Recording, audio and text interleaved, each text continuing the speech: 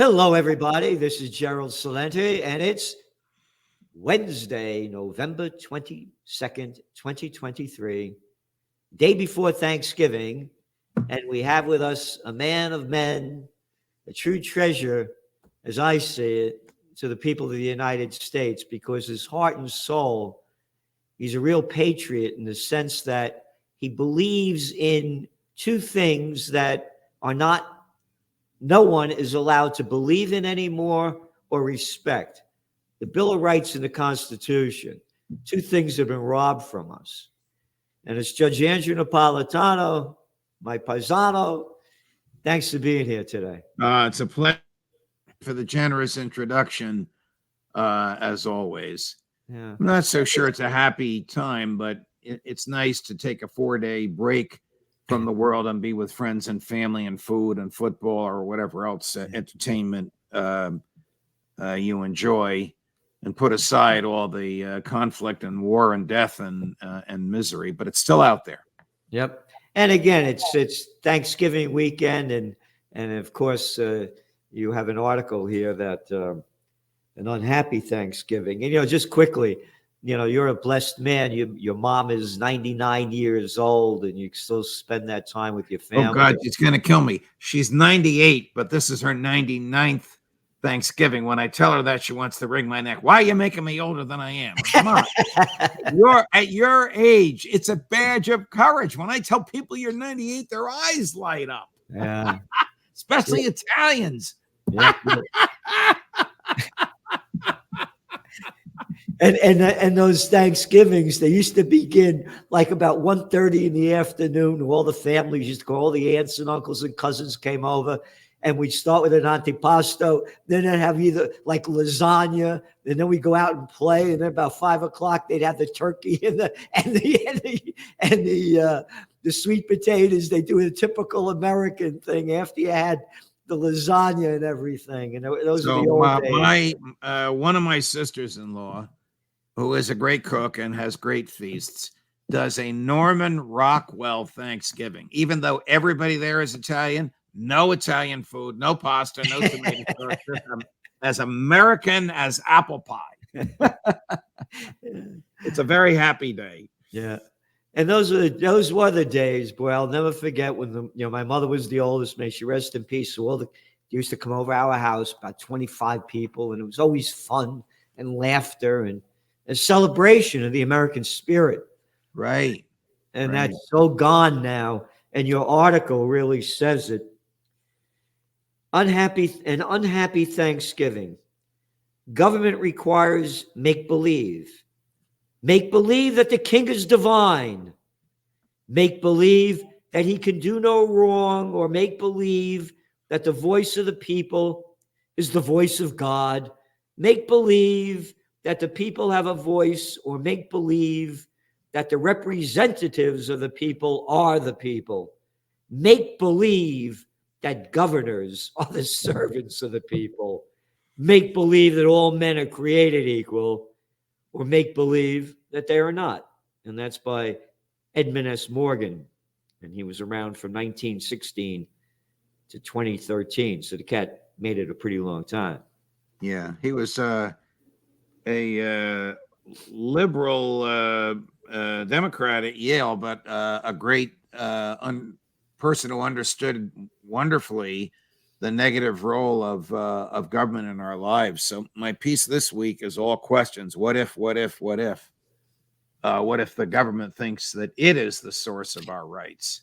What if the government is not two parties? What if the adversity between Republicans and Democrats is just a facade? What if there's just one big party? What if it's the welfare, warfare, deep state, emergency state, live in debt? We can right any wrong. We can regulate any behavior. We can tax any event party. The answer to all that is yes, yes, and yes. That's what we have. The Constitution is not abided by. The government thinks it can do whatever it wants. What if, this is Gerald Salenti line, when all else fails, they take you to war? What if we are preparing to fight wars in Ukraine so that the president isn't humiliated before he has to run for re-election? What if there's a regional war? There you go. What if there's a regional war in the Middle East because of the Israeli ethnic cleansing in Gaza? And what if they ask the United States for help?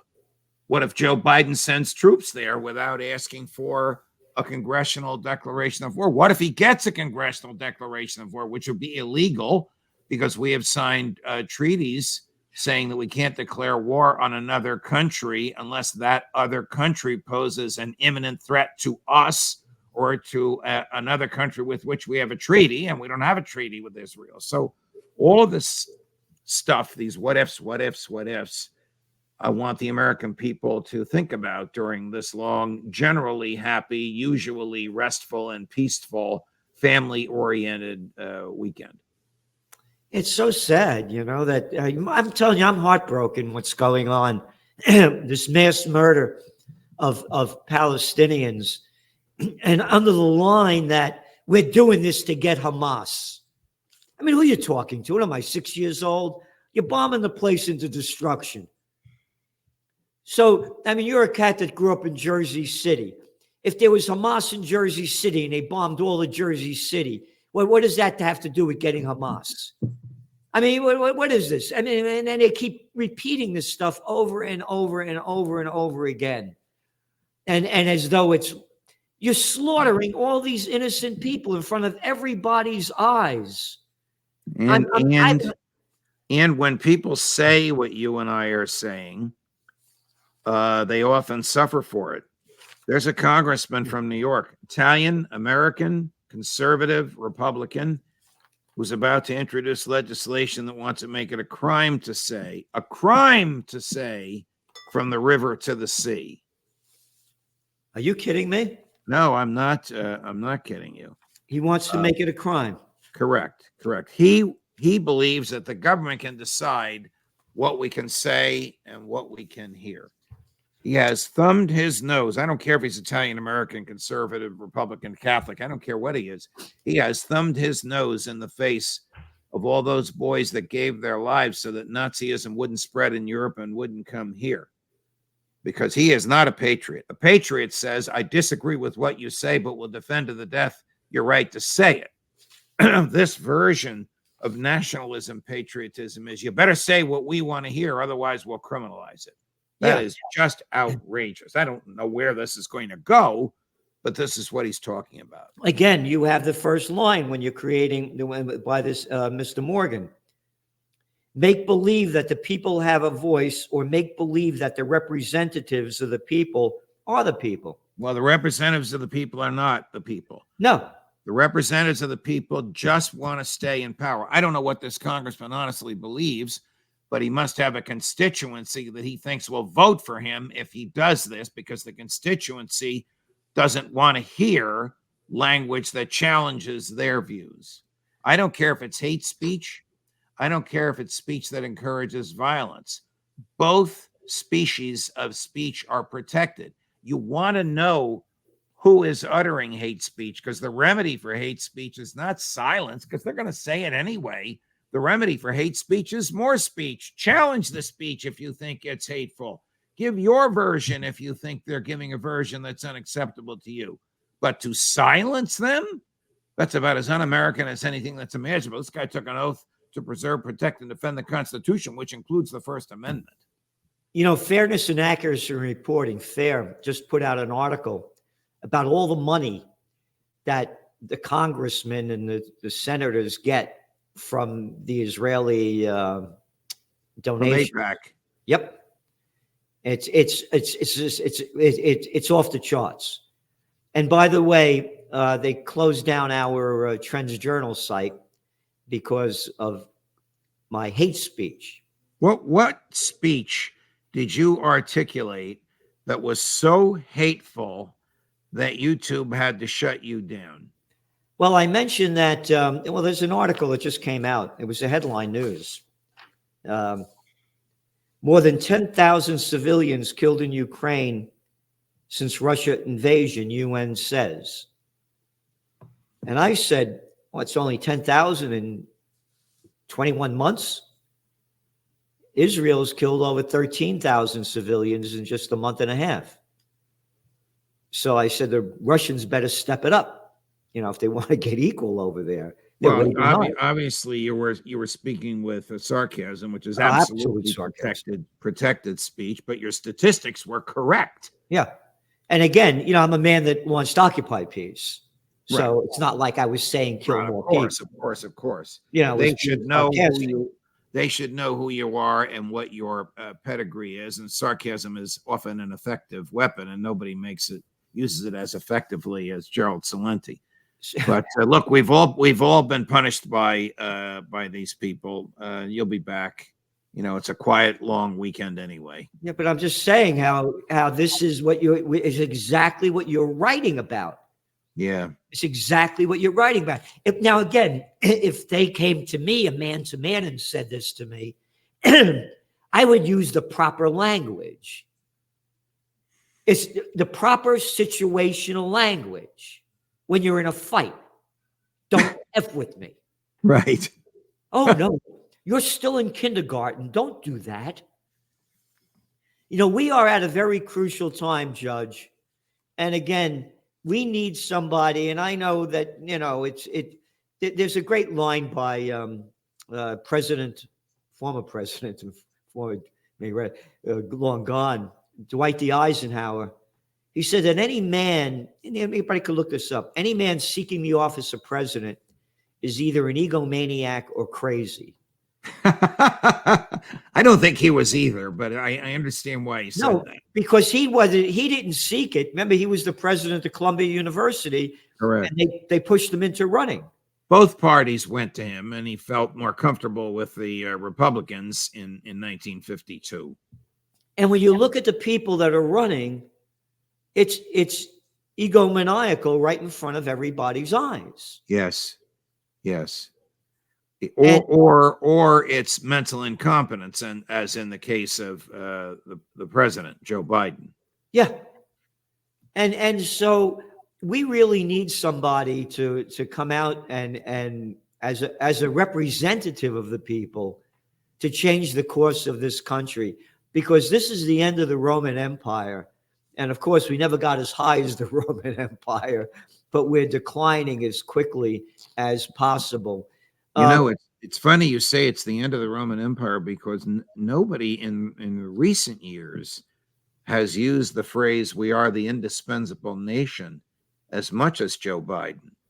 And nobody has been president in an era which manifests so indisputably that we are not the indispensable nation. That, in fact, our 903 military installations around the world have not brought democracy or peace. They have brought death, violence, and debt, because we don't have the money to fund them. So we borrow the money. We often borrow it from the Chinese, and then we print cash to pay the interest on the money we borrowed. People listening to us are familiar with all of that.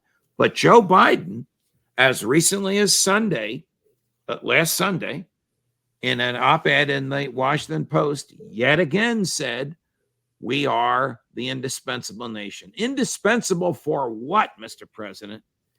How I wish I could be at one of his press conferences and they'd give me one question and two follow-ups with him, but nobody's going to let me in there. Well, again, how I feel. I want you to be president, but I can understand certainly that, why get involved in this thing. Here's another article, by the way. This came out. European nations join Myanmar genocide case. Why not call what Israel is doing genocide? Why isn't the UN doing that? Here's the article. So, well, the reason the UN won't do it is because the United States keeps vetoing it. The UN has tools to abate this slaughter, but it requires a unanimous vote of the permanent members of the Security Council, and the U.S. Is one of them. We are not alone. Professor Jeffrey Sachs is a liberal, a Democrat, and a world-renowned economist and understander of geopolitics, has called it genocide. of Columbia University, Professor John Mearsheimer, West Point undergraduate, now a world-renowned professor of political theory at University of Chicago. He's called it genocide and ethnic cleansing. These are not political statements being made. These are moral observations. The definition of genocide. And yesterday, Admiral Kirby, the spokesperson for the National Security Council, really the spokesperson for Joe Biden, had to address somebody who spray painted graffiti. I'm not in favor of spray painting graffiti. I condemn it. But this person spray painted on a pillar outside the White House, not the actual White House, but in the fence surrounding it. Genocide Joe. Now, you remember the Vietnam days. I don't even remember anything that horrific about LBJ. They chanted, hey, hey, LBJ, how many kids did you kill today? And he hated it. It drove him crazy. It drove him from seeking a re-election in 68. But genocide, I don't remember it then. Now, even a month ago, oh, don't say that word. Now it's commonplace, Gerald. It's so obvious it's commonplace to call this genocide. Well, you're condemning. No, you're not condemning the Jewish people. I am condemning the government of Benjamin Netanyahu, which wants to rid Gaza and the West Bank of everybody because they are Palestinians. Hey, Bibi, do you believe that all men are created equal? How can he answer that, Gerald? No, because they are the chosen people. That's not my language. That's the language that they use. Correct. The language from the president of Israel, Isaac Herzog. God gave us this land. Right.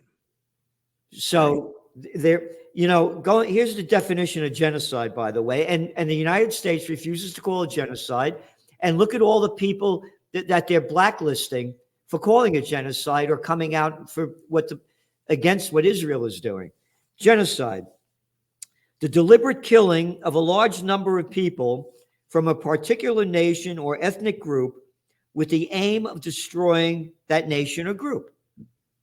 That's the definition. Now, again, in your Trends Journal that just came out yesterday, and by the way, here's the cover. Did you see here? How do you like the cover? Now, why? Well, you're going to have to explain it to me. Does he wear a piece? Is he really bald? Yeah, that's the way he combs his hair over, the one on the left. Oh, I see. Yeah. Man, if I saw just that picture on the right, the bald one, without his name, I don't think I would know who it was. That's who it really is. He combs his hair over. But anyway, right. So this is the guy. These are the comments in your Trends Journal from some of the people in Israel.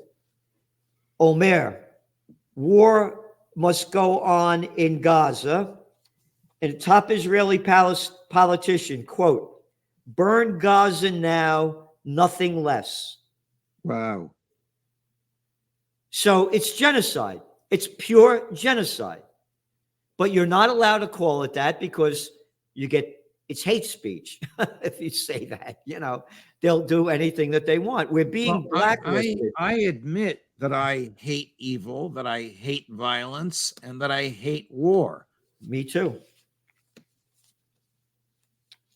And this is terrible what's going on. And now, what do you think is going to happen with this ceasefire now? What do you think is it going to follow it? More war and more bloodshed, because the determination of the Israeli cabinet get rid of the Palestinians either by killing them or terrifying them so they leave, take over Gaza, save the hostages, in that order. That's their determination. Scott Ritter, our friend, did an article that's on, UNZ, that site, which Phil Giraldi puts his articles up there as well, about what really happened on October 7th and how Israeli helicopters killed a lot of those people that were at that concert there, and how they also blew up people in the kibbutz over there. Correct. The Israelis did it, and not the Hamas, although the Hamas committed atrocities as well. But Right. so too did Israel in the sense. Is that what do you find about that?